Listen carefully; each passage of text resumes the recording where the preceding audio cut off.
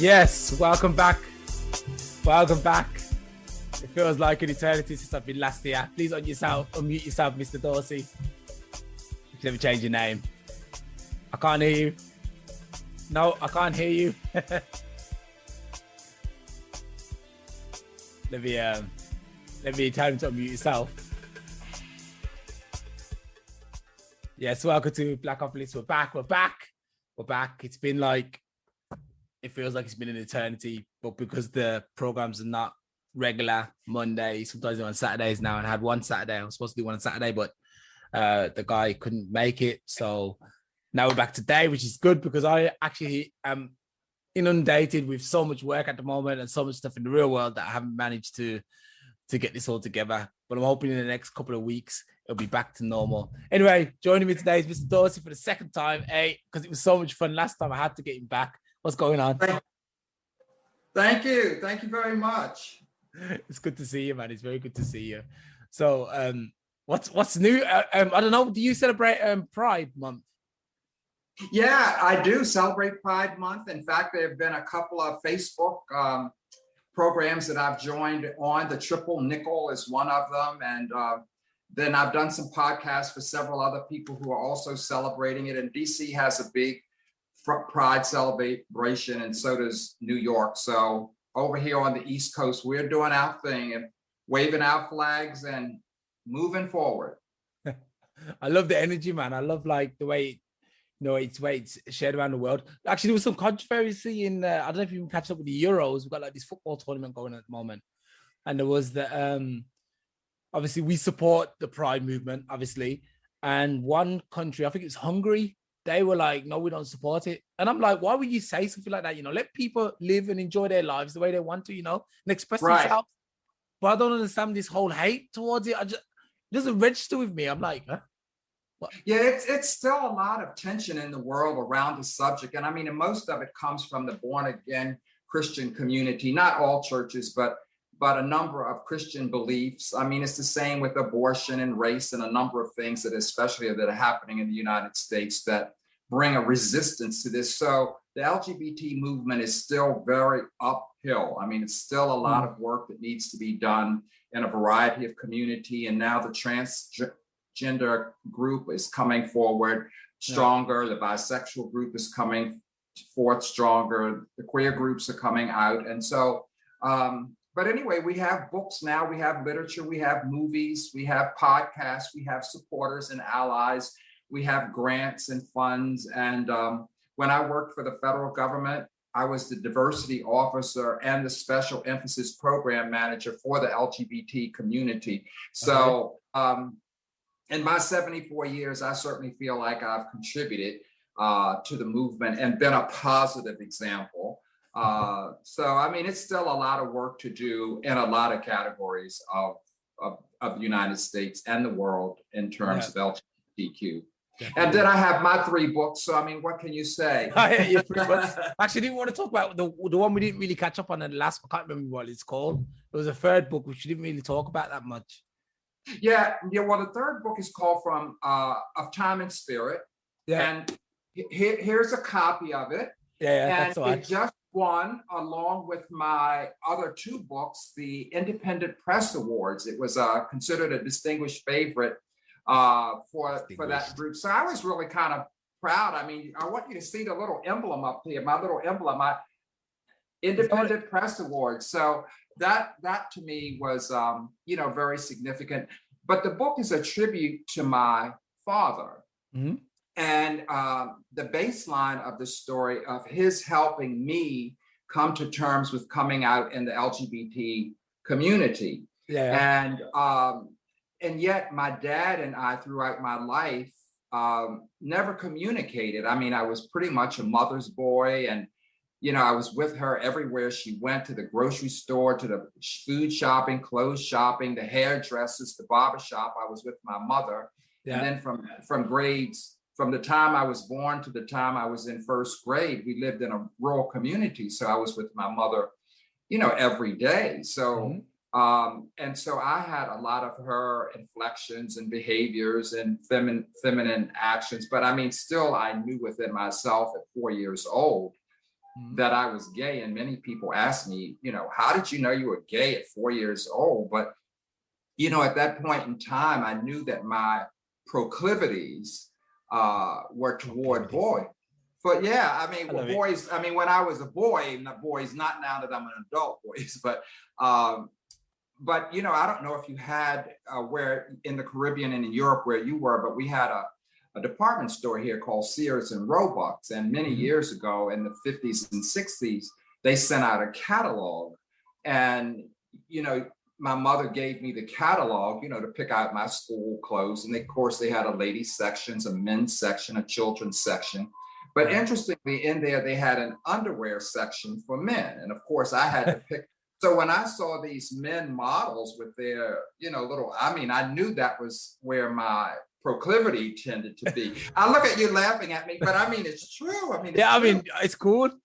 Yeah, but anyway, I was born Catholic, so you have the institution of religion, and I had sense enough not to say what I was thinking because it certainly wasn't the norm. I didn't see it anyplace else around me in my life. I mean, I knew it was socially unacceptable behavior according to the church, and then when you went to elementary school, you knew that. In fact, I have this funny story I have to tell you. Is your first name Wayne or is your first name Alstallio? It doesn't really matter. Or does it matter to you? It doesn't matter. Anyway, I was just whatever's easiest for you to say. Oh, okay. Well, anyway, I'll just say Wayne because my middle name is Wayne. So I know I won't stumble over that. But But when I went to first grade, going back to my little story, and my mother dropped me off at school after about the second day, my first grade teacher, Agnes Curtis, said to the class, the first grade class, to go outside on the playground and form two groups. Okay. So we got in line, single file, first graders, and we marched out on the playground. And the group formed into two. A boys group and a girls group. That's just how they divided themselves in two. Well, when I looked up, I was standing in the girls group. And one of my classmates, her name was Sylvia, said to me, Maurice, I think you belong over there. And she took her finger and she says, I think you belong over there. Yeah. Well, I was probably the tallest kid in the class, or one of the tallest, among the boys and the girls. And it never dawned on me. I mean, it never registered to me that I was standing with the girls, And so I moved over, but of course that was a signal to all of the boys in the class that it was something a little different about me, that I could make that kind of colossal mistake, in the midst of 25 or 30 first grade students. Yeah. So that was a very defining moment. And then you're 6 or 7 years old, But the book of Time and Spirit, I mean, I lived my whole life keeping my mouth shut, having my feelings, having my thoughts, having my fantasies of whatever they are during childhood and adolescence and experiences. And then you move through primary school, secondary school, and then you go to high school or junior high school, and then the senior class boys are discerning your difference, so they're picking on you. But anyway, after I finished college, I decided I wasn't living a life of secrecy. I just could not live with the deception because I had been so close to my mother. And, we talked on the phone all of the time when I was in college. And I told her that I had gone to this gay bar. I mean, I went to a gay bar and I saw all of these men dancing with each other, and they were happy and they were flamboyant. And they had their hair done and their clothes done, and some had makeup. I mean, but it was a happy group. And it was the first time I had ever been in anything like that because I was rural. I mean, I was born in a rural community. Mm-hmm. And so, I had no exposure of the urban life at all from a social point of view. And so my mother said to me, when I talked to her on the phone that Saturday morning, I said, "Oh, mother, I went to the greatest party." I mean, I was just oozing with excitement, having been to this gay club and see the dancing in the disco and men dancing with men, which was a little difficult for me to look at first. I mean, it looked a little strange. And then men showing affection, because my dad never showed any affection to me. Yeah. I mean, we never really touched. I mean, I didn't know what it was like for a man to touch me. And so anyway, my mother said, "Well, who is she?" And I'm thinking, uh-oh, I got to make a U-turn in this conversation, because I'm not really ready to tell her, it was no she, so I changed the subject and said, "Oh, well, I didn't take anybody this time. Which I didn't take anybody, but I was with a friend of mine." And so anyway, after I thought about it and deliberated on it a while after undergraduate school, I thought, nah, I'm not living this damn lie. And I had finished undergraduate school. I had my college degree. I was on my own. So I called my mother and father and I went home. I said, "Are you both going to be home? I have something that I need to tell you." And so I went home and I told my mother, that I was gay, my mother and father, in the living room of the house, that I was gay. Well, my mother went through this whole dramatic scene. I did the best that I could. I didn't raise you that way. I breastfed all my children. And I don't know what happened to you when all of the girls like you. You're tall and you're handsome. And, I don't know why you would do something like that. And she just went and she cried. When she started crying, then I started crying, because no boy wants to see his mother crying. I mean, you don't, and so all of this that I thought I was going to be relieving myself from became heavier, because, she's reacting with all of this theater and drama and non-acceptance. When my dad, who said absolutely almost nothing to me my whole life of any, because I just wasn't close to him, looked at my mother and said, "Zelma, how can you not know?" He just said, "How can you not know? He's been like that his whole life." And so it's with his statement, he was the one who took the lid off of my head and the weight off of my shoulder, because my parents, like many well-adjusted family households, your parents are, the key players in your life. I mean, they fed, watered you, and gave you clothes and shelter, and they went to work, you stayed home, you went to school. So, I mean, I was close to my parents. I mean, even though my dad and I didn't communicate, I mean, I still loved him and wouldn't have wanted anything in the world to happen to him.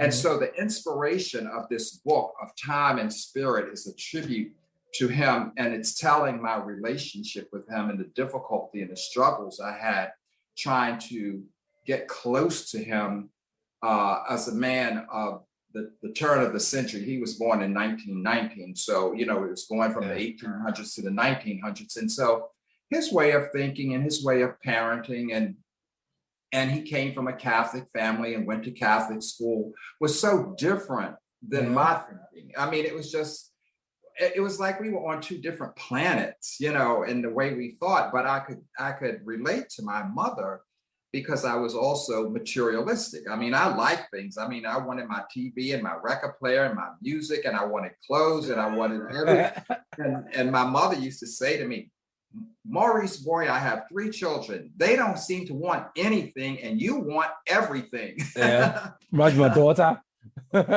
Yeah. So, but I was the baby, and I was 7 years behind. They had more to give, and then they were tired of raising children when I came, and and they wanted to just do anything to get me to shut my mouth, and of course, once I learned that, I knew how to put the little childhood guilt trips on them, well, you don't take me anywhere, and we don't go any place, that whole whiny thing. So that's how the book got started, of Time and Spirit. It's funny you should say that. It's because I'm thinking, is that the way my third daughter is going to try and play me, and especially her mom? She's going to play her mom anyway, because that's just the way it is. But like me, I'm kind of a bit more stern, I don't give in too easy sometimes. And I'm wondering if my daughter's going to try that. Anyway, so you're saying about, do you think, I mean, when did you recognize that your relationship wasn't that good with your father? Do you think you Did he have something against you being the way you was? Like, did you think? No, he hadn't. My dad had suffered a variety. First of all, it wasn't that he disliked me at all. I didn't feel disliked. I just didn't like him because he did. No, I really didn't. I mean, as a child, I didn't. I mean, I didn't like him because he wasn't integrating into my life to the same extent that my mother was. He seemed to let, which many men did. The children were more or less relegated to the mother, and the man, that generation, went to work. And so I couldn't be mad at him because, I mean, I always gave him credit for taking care of my mother so that my mother could take care of me. You know, so it was a real team approach. I mean, it was a cycle in there. So it wasn't that, I didn't think it was he disliked me, never at all, because I was gay. I mean, he tried to enter in antiquate, what I considered antiquated ways. I mean, he just seemed so old fashioned and stoic. And then he was born in the Catholic Church, and the Catholic Church had all these church rules that you know, you had to go to confession and you had to confess your sins, and you couldn't eat meat on Friday, and you couldn't have premarital sex, and masturbation was against the church law, and postmarital sex, you know, adultery was against everything. It was just all of these rules, and he was indoctrinated in all of this Catholicism. So he lived, because he went to Catholic schools, more or less on the straight and narrow. But then when he volunteered to go into the army, and all of the guys in the army gave him hell. You mean you haven't had sex with anybody but your wife, and you don't have one girl, you know, I mean, you can have, you know, this is the time you're supposed to have lots of girls. And so when he was stationed in France and Italy, he was so naive, in my opinion. You know, he would send letters to my mother saying that when he got back home from being overseas, he was going to be a better sex partner because he was having sex with the French and Italian women, you know, because of these military men encouraging him, you know, to do it. But in his nature, I don't think that was his nature, but it certainly wasn't anything. Hold on. Wait there. He was having sex with Italian women. Italian and French. And then writing to your mom saying, yeah, I'm having sex over here. Yeah. What the? I mean, I never heard anything so crazy. Yeah, I mean, it's so naive, you know. I mean, but he's coming from the angle that I'm going to be a better sex partner to you when I come home because of this. But of course, my mother didn't want to hear that. I mean, she's home with two babies, and not me, but I mean, my brother and sister, raising these two kids by herself for all practical purposes, while he's over there, you know, in her mind on the playground, you know. So she was not happy about that. But of course, that didn't register to him. I mean, until she made it perfectly clear. The thing is though, back then, in the 1930s or whatever, the 40s, when he was, so I guess he was part of the war. Was he part of the war? Yeah, he was part of World War II. Yeah, he was a part of World War II. And, you know, and I bring this out in the book, at the time he was in the military, Wayne, the Army, the United States Army was segregated. Yeah. And I, you know, and at that point, I didn't even know. I mean, in my mind, I could not conceptualize the armed forces of the United States of America being segregated. So they were separate barracks, separate dining halls.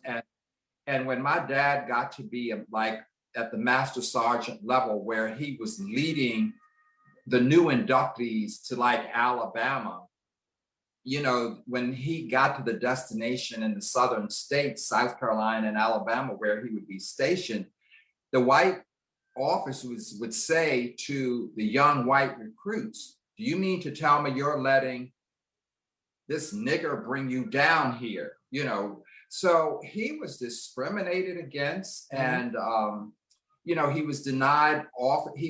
My dad was very smart, very literate. He went to Catholic schools, as I said, but he learned all of the classical arts. He knew Shakespeare, he knew music by Wagner and the operas. I mean, he was a very classically educated Black man.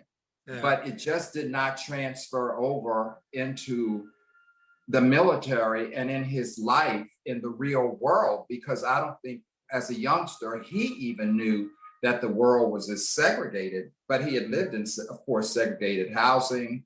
The church was segregated. I even was in segregated churches. So my dad was sort of naive and sheltered, and he forbade my mother more or less for not wanting, he did not want us the children to go to Catholic schools. He felt that sort of ruined the children, because it made him more naive of the real world. Then, and that when you get into the real world and you're not in school, you don't have the nuns and the priests who nurtured you in school to protect you once you're out. So he had that issue. And then he had another tragedy in his childhood that I don't even know if I could have lived through. I mean, the lives that, African Americans in this country had at that point in time, I just don't know from my current platform whether I could have made it through. But anyway, in this Catholic family, there were about 7 or 8 different babies born. One of them died in childbirth, but one of the youngest ones loved my dad to death. Her name was Rosalie. I love remembering her, but I never knew her. But I just remembered a story of her. And my grandmother, who was also very stoic and quiet and reserved and Catholic, she was very devout, had put a pot of white potatoes on the back of the stove to make potato salad for a little birthday party she was hosting for herself in April. And she told my brother and his brother in the backyard that she was running out to the store to get some other things, party things for her birthday party, leaving the pot of potatoes on the back of the stove and the baby upstairs in the crib sleeping. And she said she would be back shortly. Well, in the meantime, my brother and his brother are outside playing marbles. The pot boils over, burns out all of the water, the stove catches on fire, then the house catches on fire and the house burns down and the baby dies in the fire. Well, this was the child that was closest to my dad when he was going to school as a young man. Rosalie used to grab his leg and cry when he got ready to leave home to go to school, because she loved him so much and he loved her. I mean, because he was like the big brother. And I didn't even know this family story as close as I was to all of the family members and the adults telling one story after the other about what was going on in the family. But I had never heard this story until I was about 40 years old. And I was sitting in the living room, the same living room that I came out in. And my mother had this Duncan Fife furniture and leather top tables and, beautiful little things sitting all around the house. And he was drinking gin and orange juice. And he starts telling me this story while he's drinking this gin and orange juice. I think they call that a screwdriver. And he starts to cry. Well, I had never seen my father cry in my life. He was about the age I am now, about 70 years old. And he's telling this story that I had never heard. And I looked at him just incredulously. And I said, Dad, it's not your fault. I said, I hope you know it's not your fault. And he said through his tears, Mom didn't say, meaning his mother didn't say it wasn't his fault. So I suspect in her grief, she neglected to console the children and maybe even blame them for not watching, for not being in the house. But it wasn't my dad's fault, but he had carried that guilt all of his life. So, I mean, that incident, along with his military experience, which prevented him from becoming an officer, all of that's highlighted in my book of Time and Spirit. And then marrying young and having children, 2 children back to back, young, and and then struggling for employment, living in segregated housing. My dad ended up becoming over his lifetime a real success story and being recognized by the governors of the state and he was engaged in the public school system where I grew up, and he chaired the scholarship committee, and he was a part of the PTA, and he belonged to Toastmasters. And then one day, after he had retired, he had a couple of heart attacks, and he retired at 55 years old. And my mother was caring for him. And so to get him out of the house, I says, well, I'm going to take you to the casino. And we didn't talk about anything. I can talk to you more than I could talk to my dad. He just didn't have that kind of personality. And I didn't know how to make inroads with my dad. But anyway, I loved him, and I put him in the car, and we drove up the road and to the casino in Delaware, Maryland. Delaware, Wilmington, Delaware, somewhere in Delaware, it doesn't matter. And so my dad was a stickler for time from his military experience. And he says, well, we'll meet here at the bottom of the escalator in 1 hour, or maybe it was 2 hours. And so, because I didn't gamble, I wasn't interested in the machines. I worked too hard for my money. I was not wasting my money in any damn machines or table. I was making no money at that time, so I had nothing to lose. But he was retired, and that was his outdoor activity. So, I went upstairs and read the New York Times, the plays that were on Broadway, and entertained myself. I got some lunch while he was playing the machine. So when the designated time came for him to return, my dad didn't show up. And he was always on time. And in fact, he was early. And if he was on time, he was late. That was the whole philosophy. That was indoctrinated in him too. So, I didn't want to leave the escalator to go to the information desk to have him paged, but I waited 5 minutes, and then 10 minutes, and then 15 minutes. And it was just getting longer and longer in my psyche, because I'm wondering, where the hell is my dad? Where is he? Because he's never late. And of course, he had this heart condition, and I didn't know if he had fallen. I passed out. So as I'm getting ready to walk over to the information desk, I see him descending from the escalators, and he looks up at me and he said, Maurice, what are you doing here? I'm thinking, I brought you here. What do you mean? So I could tell that the dementia was settling in. He was getting dementia. So, that was just like the saddest. Oh, it was just the saddest. To see this man who's your father, who's worked all life, who's lived through these tragedies, who's married. He was married to my mother for 62 years, and he had 2 children, a boy and a girl. And, and he had worked a sterling career. He had a community involved, recognized by the community and so forth, to see that his brain was going. And so anyway, I bought him lunch, and we got in the car and we went back home. But, on the way, a part of the story that's also in the book is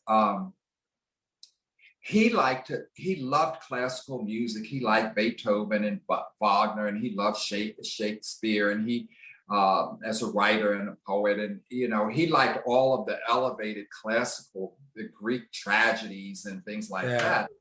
So he used to play for all of the children, like on Saturday morning, Broadway plays like My Fair Lady, The King and I, The Sound of Music, and all of the Broadway plays that were popular of his generation. So I said to him, and Tannhäuser, he loved Tannhäuser. I think that was by Wagner too, one of the operas by Wagner. So I says, well, I'm going to play something for you. And it was La Cage aux Folles, the gay. And when Harvey Firestein is talking about another stroke of mascara on the eyes, my dad is like shaking, it's like this La Cage aux Folles play was a little bit more than he could handle. But anyway, I introduced him but he had never heard of that. With all of the plays, he had never heard of that. He had never heard of Kinky Boots. And, I was trying to, since he was had relieved me from all of my stresses. I thought he was receptive to it, but anyway, I'll give you a chance to say something. I'm still thinking to myself, why did he tell his wife that? Yeah, I mean, what I wanted to say back then was, so wait there, in the 1919, or let's say the 30s, World War II, he was having sex with, I assume, European women. His wife is an African American woman. I guess your mom is African American, isn't she? Yeah. Did your mom have a problem with that? When she's like, why are you sleeping with the enemy? That's the enemy. And then she's got cheek. He's got cheek to tell your mom.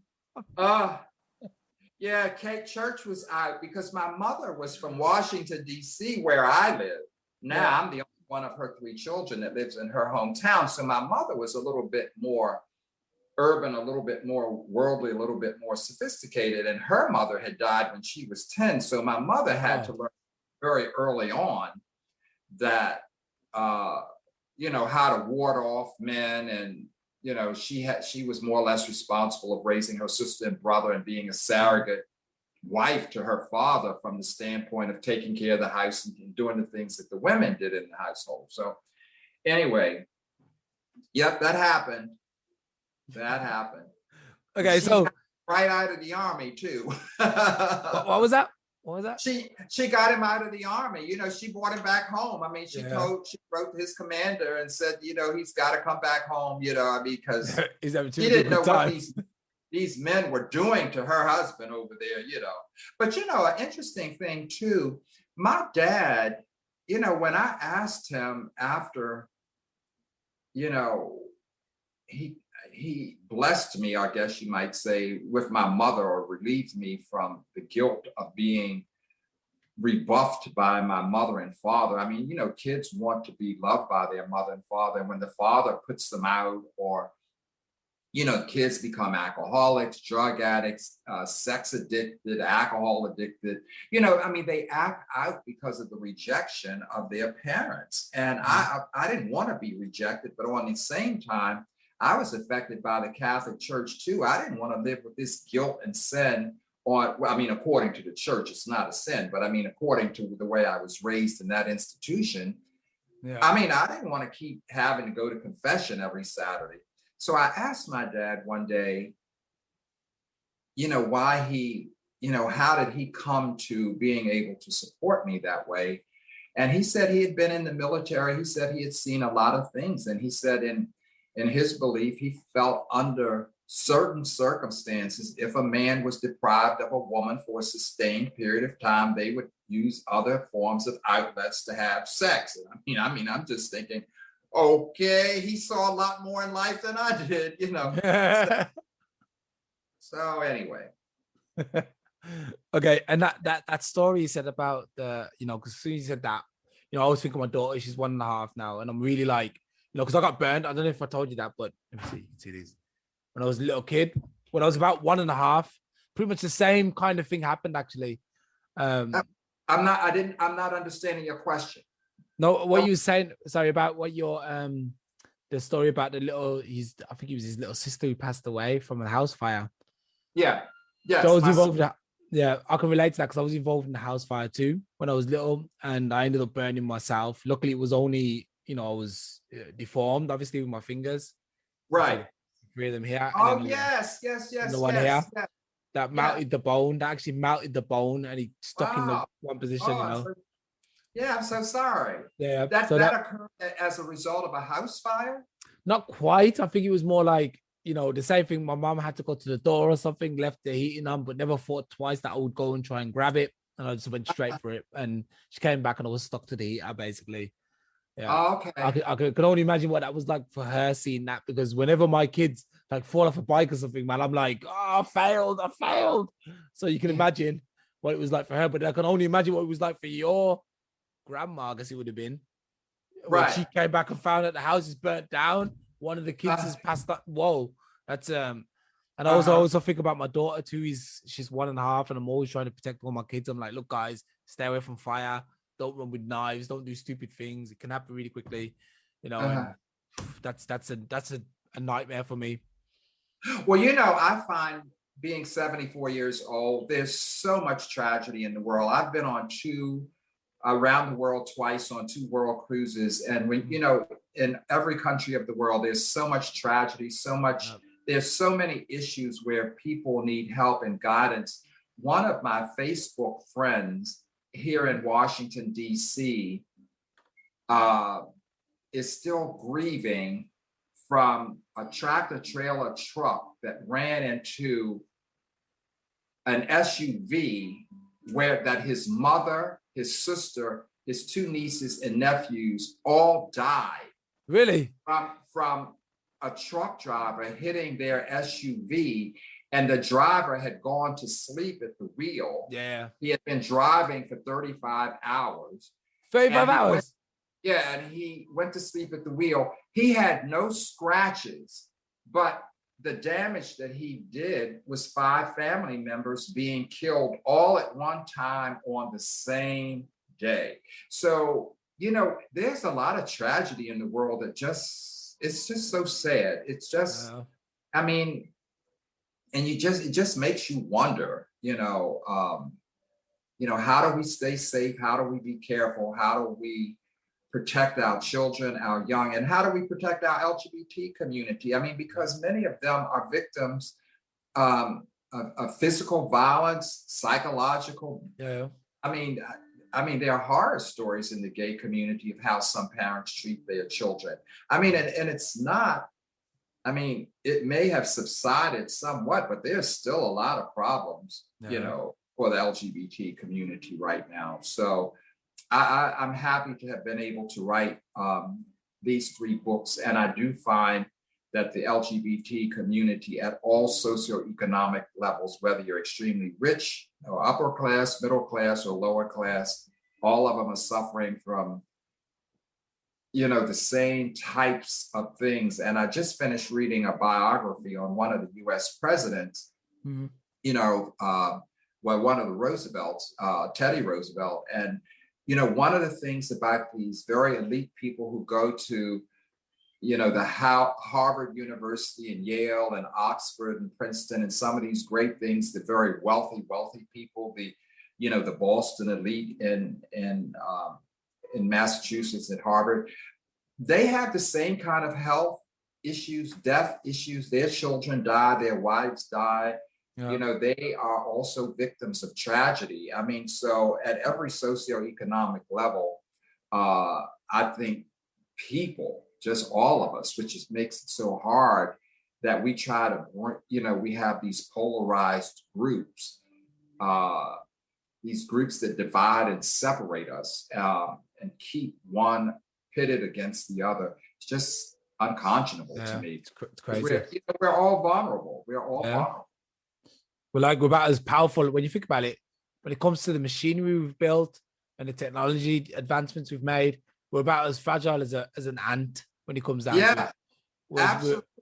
We can die and then in the blink of an eye, we're dead. That's it. Look how fast we travel in cars. Everyone's driving at least 100 miles an hour a day. Easy. Yes. Hit one with that and then you're gone. That's it. The end. History. That's it. I mean, and it's a split second. I live here in Washington, D.C., and just last week, maybe a week or 10 days ago, well, whenever June 19th was, there were 3 young people coming out of a club or a bar, and they were having some type of dispute at the corner of the block directly behind my house. And I live in a very nice community. But they were having some type of disagreement. And one of the 3 young people pulled out a gun. And he thought he was shooting in the air, to calm the people down, the people who were arguing down.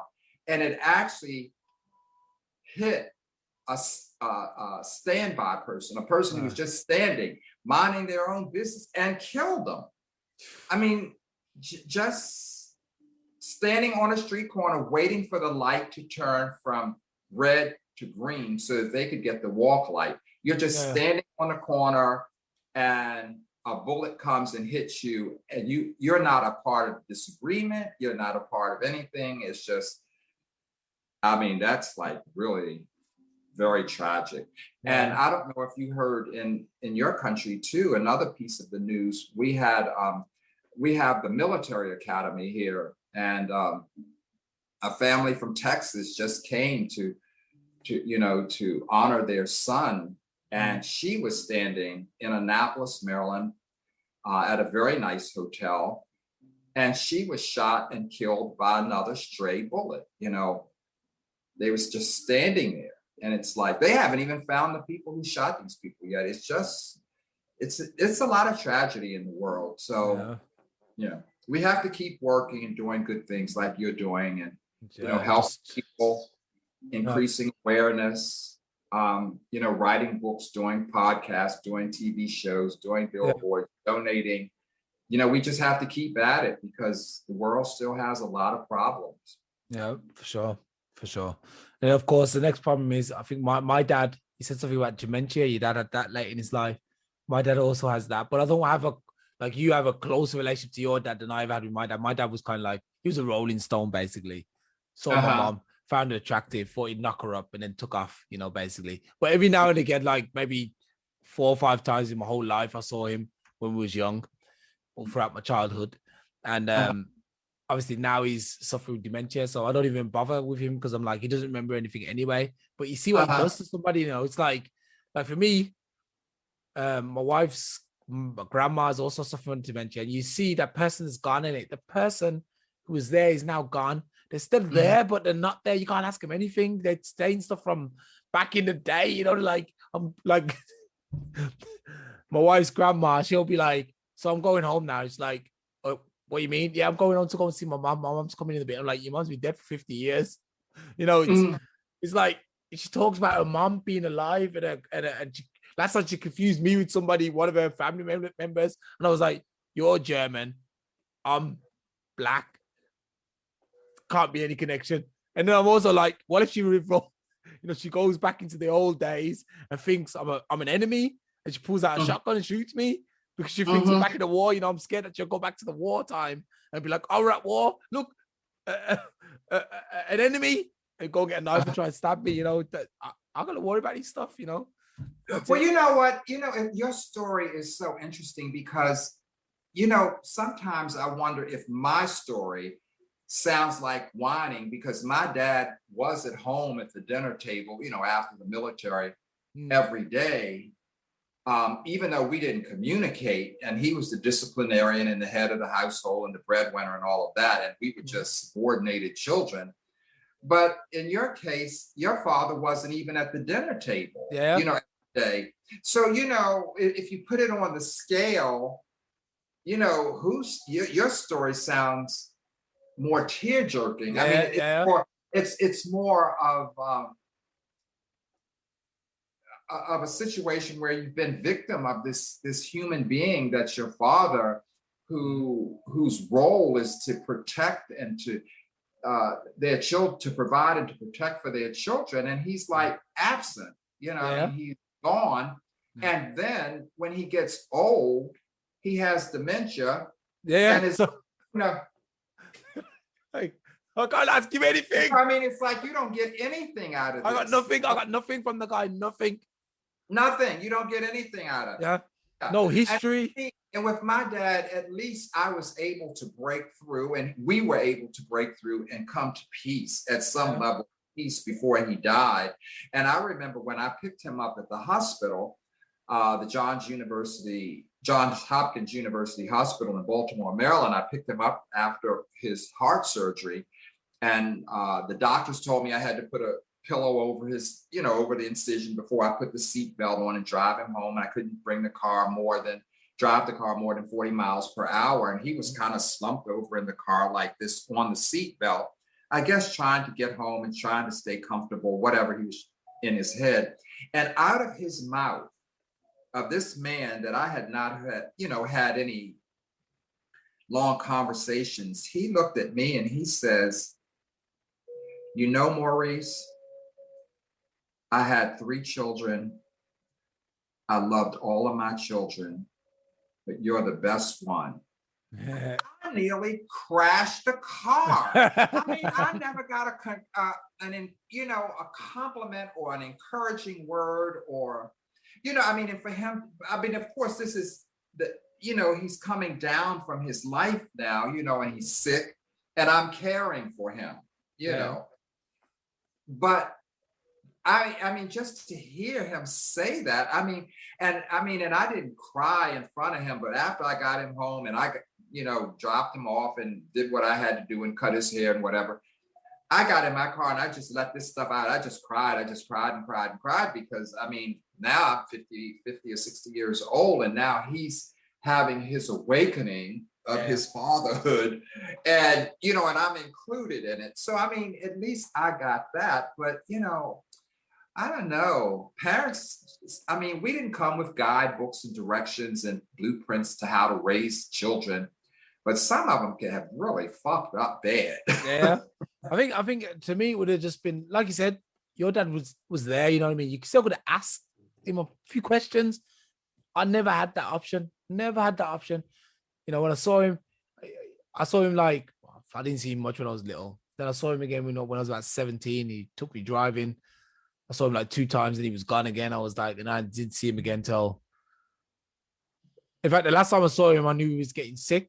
That's it. And then I saw him once. I visited him in the, where do you go when you're demented, or like an old people's home or something. He was still quite young. He wasn't that old, but he was older and old enough to go into the old people's home.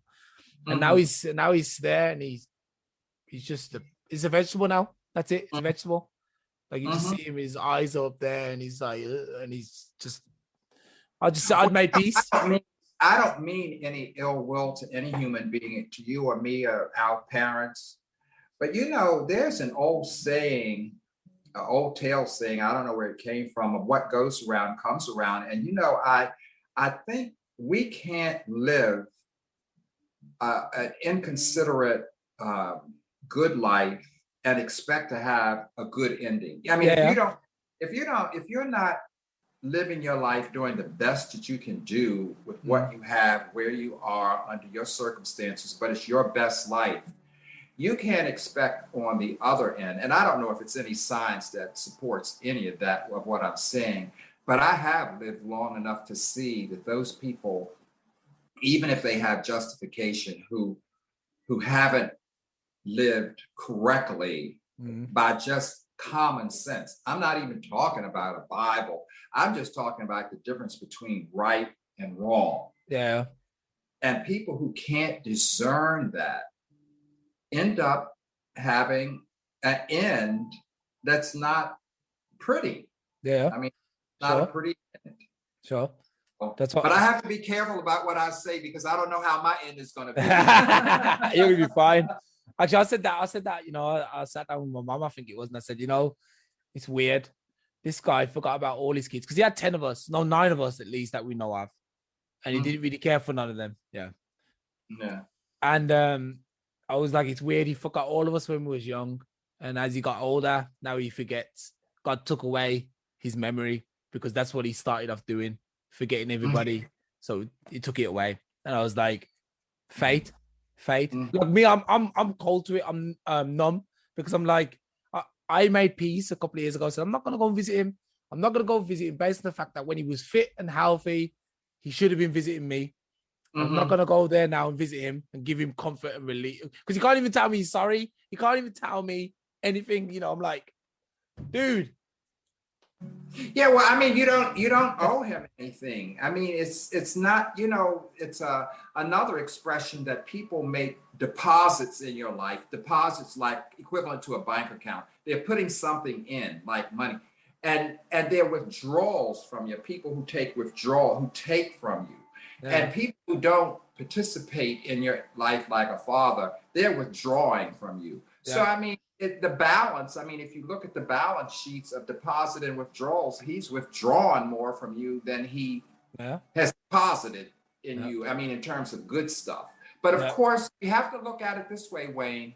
Look at this wonderful product that he created. That's all my mom's work. This handsome man, who's young, full of energy. I'll give that to all my mom. who's doing podcasts globally around the world. So, there is a justice. There's always some justice that comes, a good that comes from a negative situation. Yeah. And so you have not done bad. You're doing good. Pick a bellow. And then look at me. Hey, wait, you said you was, what did we say? You was 55 last time. We said 55, didn't we? No, 74. I'll be 75 next year. Yeah, but you don't look that old, man. I don't believe it. I'm saying 55. we had this discussion last time. Yeah.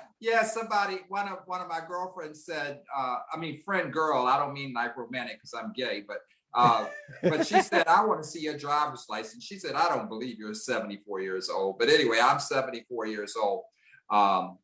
And in the morning, I can tell that I'm 74 when I'm getting out of the bed. Well, I don't like getting out of the bed anyway, but now it's nobody in the bed with me, and I still don't like to get out. Actually, saying that, have you ever been married or you ever had any kids?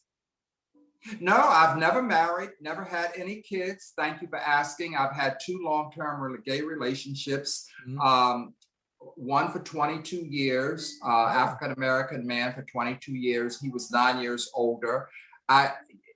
We had an absolutely perfect relationship as far as I was concerned. But one of the things that I have learned in relationships is when you marry or are part of another person's life, you're marrying their family too. Yeah. So what? All of that other stuff. Tell me about it. Yeah.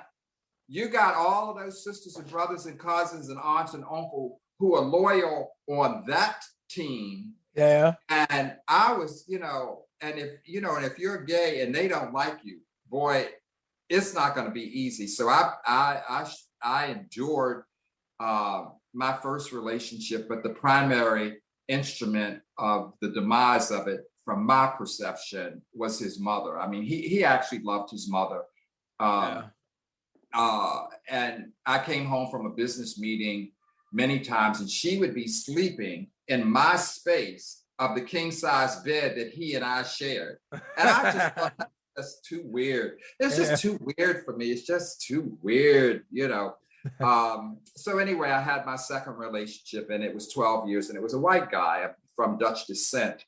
And we had a beautiful relationship. And of the two, he was very quiet, like my dad too, though he could yell a lot, but I had a great relationship. Actually, I had a great relationship with both of them. I had 2 good partners, 2 sustained relationships. And I had I never had a boyfriend or girlfriend in high school or college. I had some promiscuous one-night stand, activities, whatever you call that stuff when you're young. But I only had 2 long-term relationships, and they both were good, and both of them are currently deceased.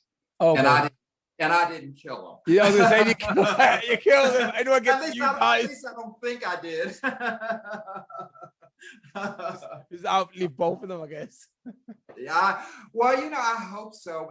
But I hope the second one chooses me again. When you're young, sometimes, you reflect on your life. And I've been single for 17 years. And if any of your listeners are single, I've been single for 17. Yeah, I've been single for 17. But it's the only period in my life that I was ever single as an adult. Because I came out of college and had my first relationship for 22 years. And I mean, we built a home together. We had cars and traveled, and we went to Europe and vacationed and cruised. We had a beautiful life as far as I was concerned. We had everything in our home. We entertained and we traveled. The second relationship was very different, but it had a different level of fulfillment. And I guess people are different in different ways. And I think sometimes, when we get in relationships too young, we outgrow the person that we're with. They either outgrow us or we outgrow them or whatever. And, but I just thought separating from him was one of the hardest things I ever did in my life. I think divorce is dreadful. I mean, the whole breaking up of the emotional attachment that was present at the beginning. Trying to sever that. And then, after 22 years, you've accumulated a lot of things. You've been a lot of places. You've taken a lot of pictures. You have a lot of memories. And it's always more difficult for the person who's left behind than it is for the person who's leaving. And in my case, I was the one leaving. So, but I thought that was separation and divorce was really difficult for me. Oh, well, anyway, I always think anything over 10 years with somebody is a successful relationship to me, and I'm at 30 now. So, if I was to leave now, I could leave with good faith, thinking, yep, good heart, my honor intact, a proud person as I am, an African king. Yeah. I did 13 years in prison, and now I'm free. Well, I mean, you're still young yet. I mean, you're still young. I mean, you have the opportunity to meet the soulmate of your life, of who you want to spend. I think I already got it, to be fair. She's all right, man. She's not bad, man. She's as you get older, you start thinking to yourself, you know what? This might actually be it, man. Then again, 22 years, man. That's the way. Maybe in 22 years, I'll be like, this ain't it. Yeah. Yeah, well, but that's what our life is. It's a journey. It's a journey of ups and downs and goods and bads and good experiences. But I mean, and it all goes into the gumbo. I mean, everything. Yeah. I mean, you can't separate it. You can't unring the bell. You can't put the water back in the glass after you knocked it out. So, I mean, that's a part of who we are. And, we try to do the best we can and make the best judgments and try not to hurt people and do, the best you can. Yeah. So actually, I was asking her the other day, my wife, I was saying, so how do you feel about, this whole marriage thing? Just turned around and said, she was like, I don't even have time anymore to think about us. It's just the kids. It's just the kids. And I was like, actually, it's the same for me. I don't never get time to actually think about how I feel about my wife. It could be that I don't even like her anymore, but I have no time to think about it. It's like, I don't like, she's crying again. Quick, grab her. That's what like. I think you still have to keep your romance alive. I mean, I think children take up, one of the things I did admire about my mother and father is they married early, but they did take time out maybe once a month to go to a dance or a party, to sort of rekindle. Because if the marriage is unhappy, your children are looking at an unhappy situation, and then they end up repeating that same type of pattern. And on the other hand, I never saw my mother and dad show any sign of public affection. I never saw him pat her on the butt or kiss her on the cheek, I never saw them ever make any affectionate gestures toward each other in public. But I'm sure something was done. They had 3 children. Yeah, I think that was the only 3 times they ever did it. Got lucky. Yeah. Oh, yeah. I think my kids ain't going to be like that. They're going to know that about me because I'm. Well, in my book, From Whence We Come, it's a passage in there that when my mother and after my dad died, or actually before, my mother and I talked about absolutely everything. But she was telling me one day that how she didn't, she wasn't interested in sex anymore. So I said, well, Mother, how do you not be interested in sex? And so she said, well, you don't understand because you're a man. She says, but for a woman, she said, you got to clean up beforehand. Yeah. You got to clean up afterwards. And then you get back in the bed thinking you're going to have some loving, and your man is laying over there sound asleep. She says, so what do I get out of this? And I because she was in her 70s, 80s, and 90s when we would have these kind of conversations. And I would say, my dad must not have, he went to sleep afterwards. You ain't no good. You ain't no good. You have to give the girl a blinding orgasm. That's it. And then you've paid your dues. If you don't do that, you failed.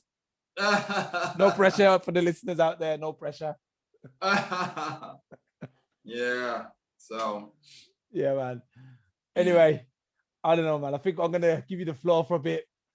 And let everybody know where we can find you again. And of course, I'm going to get you back on again in the near future as soon as things get a bit quiet.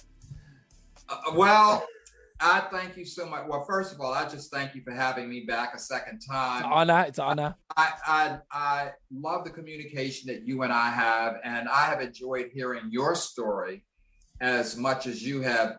I've told you my story. I don't know if you enjoyed it, but I told you it. I love it. I love it. I love it.